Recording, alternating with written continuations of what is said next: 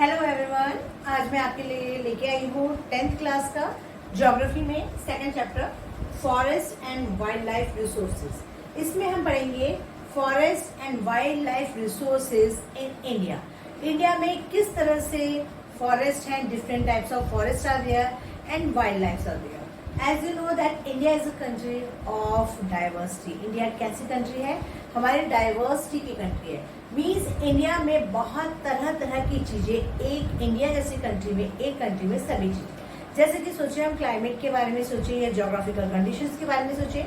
India में देखिए हमारे पास डेजर्ट भी है, तो माउंटेन्स भी है, वैलीज भी है, प्लेटूज भी हैं, सभी तरह के हाईएस्ट रेनफॉल वाले एरिया भी है। इस तरह से हमारा our country is the land of diversities. So we are lucky that we are in India. So इस चैप्टर में देखते हैं हम forest and wild life resources में सबसे पहले फ्लोरा एंड फौना आता है। सो फ्लोरा एंड फौना क्या होता है? बच्चे लोग कंफ्यूज होते हैं कि फ्लोरा एंड फौना किस चीज से रिलेटेड है, इंटरचेंज कर देते हैं मीनिंग। आपने एक सिंपल से दिमाग में रखना है, flora means is related to flowers and flowers कहाँ होते हैं? प्लांट्स में होते हैं। Means we are talking about the plants and fauna means the animals in India. So flora and fauna का मीनिंग क्या होता है ये आपको समझ में आ गया होगा। अब आया हमारा बायोलॉजिकल डाइवर्सिटीज है इंडिया में। फॉरेस्ट, हमारे डिफरेंट टाइप्स ऑफ फॉरेस्ट आते हैं, बहुत तरह तरह के अलग अलग टाइप्स के फॉरेस्ट हैं, प्लस एनिमल्स की डिफरेंट स्पीसीज आर ऑल्सो दिया। बहुत सारे स्पीसीज हैं जो कि हम जिसके बारे में इस चैप्टर में पढ़ेंगे। यहाँ पर आपको पूरे डिटेल में हम बताएंगे कि किस तरह से डिफरेंट स्पीसीज हैं, नॉर्मल स्पीसीज कौन सी है, एक्सटिंक्ट स्पीसीज के बारे में बताएंगे, endangered species, vulnerable species and so many different types of species आते हैं। According to IUCN, IUCN means international union for conservation of nature and natural resources. So IUCN के द्वारा हमारे जितने भी स्पीसीज हैं इन सभी को क्लासिफाइड किया गया है into 6 types of species. So let us study about these species so that you know all about this. तो अब सबसे पहले आता है हमारा नॉर्मल स्पीसीज। हम सबसे पहले 6 पार्ट्स में इसे डिवाइड करते हैं।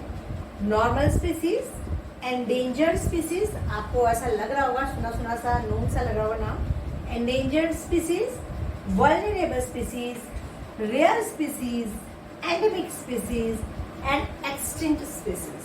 सो यहाँ पर आएंगे सबसे पहले नॉर्मल स्पीसीज, मतलब नॉर्मली जो हम स्पीसीज हमारे आसपास देखने को मिलते हैं, जो अधिकतर दिख जाते हैं। Their population is much more. So cattles are there, cattles होते हैं इसमें, और आपके ट्रीज वगैरह में साल हो जाएंगे, pine trees are available everywhere. तो ये चीजें कहीं पर भी मिल जाती है, आराम से नॉर्मली दिख जाती है हमें, तो नॉर्मल स्पीसीज कहेंगे। इसके अलावा आएगा हमारा endangered species. What is the meaning of endangered species?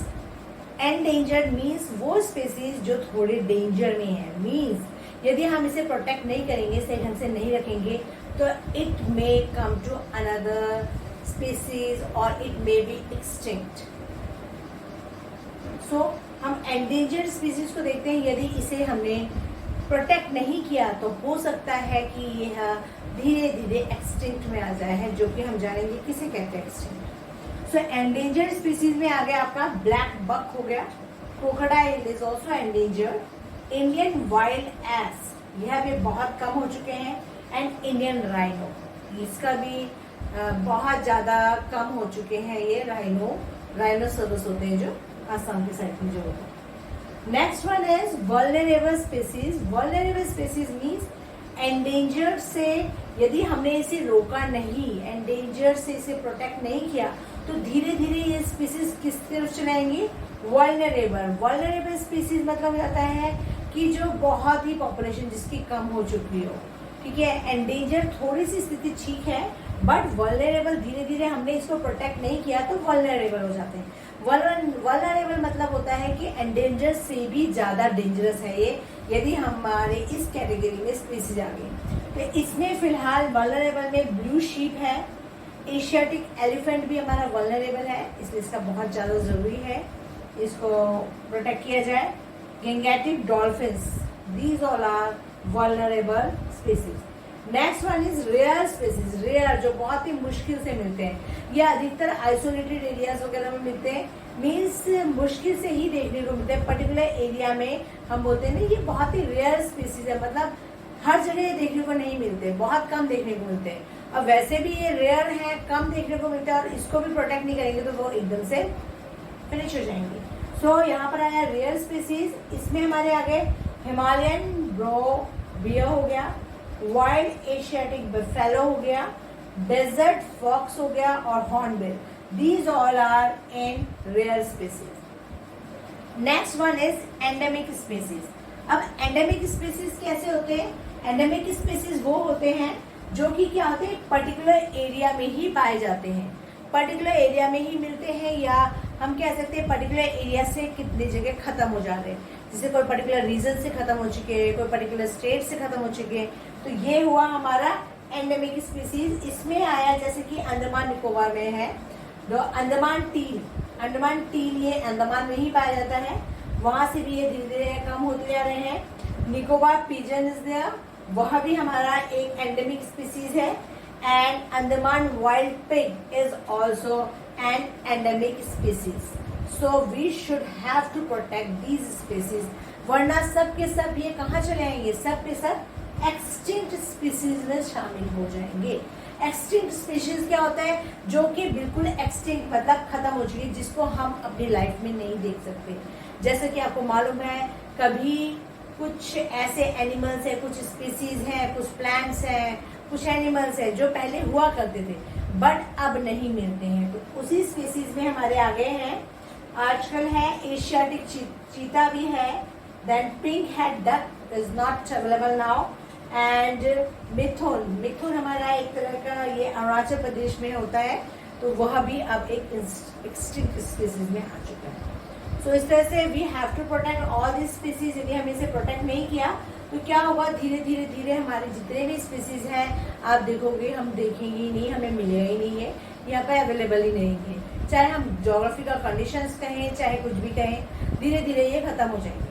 अब एक चीज और बोलना चाहूंगी कि ये स्पीसीज आखिर ऐसे हो क्यों रहे हैं, क्यों एक्सटिंक्ट हो रहे हैं. तो इसके लिए यदि ये स्पीसीज वगैरह सब खत्म होते जाएंगे धीरे धीरे तो बहुत सारे चेंज आएंगे. हम नेचुरल रिसोर्सेज खत्म हो जाएंगे हमारे, तो क्या होगा, नेचर को हम काटते जा रहे हैं. ठीक है ना, नए नए हम लोग रास्ते डेवलपमेंट के लिए बना रहे हैं, इस कारण से हम ट्रीज को काट रहे हैं विदाउट एनी हेजिटेशन. हम आराम से डेवलपमेंट के आड़ में हम नेचर का नुकसान कर रहे हैं. यदि हम नेचर का नुकसान कर रहे हैं तो हमें सबसे पहले देखना चाहिए कि हमें क्या क्या चीज़ें डिसएडवांटेजेस मिलने वाली है. इससे फायदा तो कम होगा, नुकसान ज़्यादा हो रहा है. जैसे कि पहला बात तो क्लाइमेटिक इम्बैलेंस. आपने देखा होगा क्लाइमेटिक इम्बैलेंस कितना हो चुका है. कभी जहाँ बहुत गर्मी हुआ करती थी वहाँ ठंड होने लगी है, जहाँ ठंड होती थी वहाँ गर्मी. कहीं बरसात ऐसी जगह में हो रही है जहाँ पर कभी बारिश ही नहीं होती थी, कहीं इतना सूखा पड़ रहा है. सो ये क्या है, इम्बैलेंस है, क्लाइमेटिक इम्बैलेंस हो चुका है. ठीक है. And second one is global warming, जो तो वर्ल्ड नोन है कि ग्लोबल वार्मिंग हो चुका है और ये बढ़ते ही जा रहा है. धीरे धीरे ग्लोब वार्म होते जा रहा है और ज़्यादा ग्लोबल वार्मिंग के कारण से क्या हो रहा है, पूरे क्लाइमेटिक कंडीशंस में इम्बैलेंस हो रहा है. ठीक है. हमने ट्रीज काटते जा रहे हैं, हर तरह से सॉइल इरोजन हो गया. जैसे कि ट्रीज वगैरह हैं, उनका काम क्या है, वो मिट्टी को रोक कर रखता है. आपको पता होगा term soil erosion is there. Soil erosion मतलब क्या होता है, सॉइल इरोजन मतलब पानी का बह जाना. पानी का बहता है. बाई चांस मान लीजिए हम एक्सपेरिमेंट करते हैं, टब में हमने सॉइल लिया और एक ही जगह पानी डाल रहे हैं, एक ही जगह पानी जाते हैं, तो क्या होगा, वहां से मिट्टी हट जाएगी, दूसरी जगह बह के चली आएगी. ठीक है ना. तो सॉइल इरोजन को रोकने के लिए भी हमें क्या करना है, हमें ट्रीज वगैरह लगाना है, सो दैट उनकी जड़ें क्या करें, वो मिट्टी को बांध के रखती है. तो इसके लिए भी हमें क्या करना चाहिए, ज्यादा से ज्यादा ट्रीज लगाने चाहिए और काटने से रोकना चाहिए. तो ये बहुत सारे कारण है हमारे पास.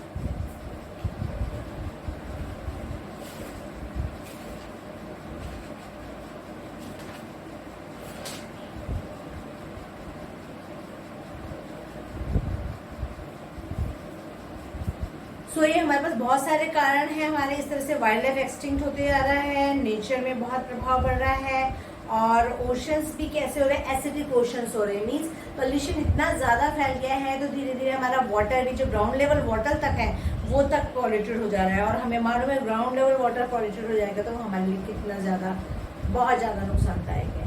सो यह था हमारा वाइल्ड लाइफ रिसोर्सेज के बारे में, किस तरह से रिसोर्सेज को हमें कौन से हमारे रिसोर्सेज है नेचर में। आपने देखा कि कोल, मिनरल्स, पेट्रोलियम, उसके बाद माउंटेन्स आ दिया, रिवर्स आ दिए, ये सब हमारे हो गए।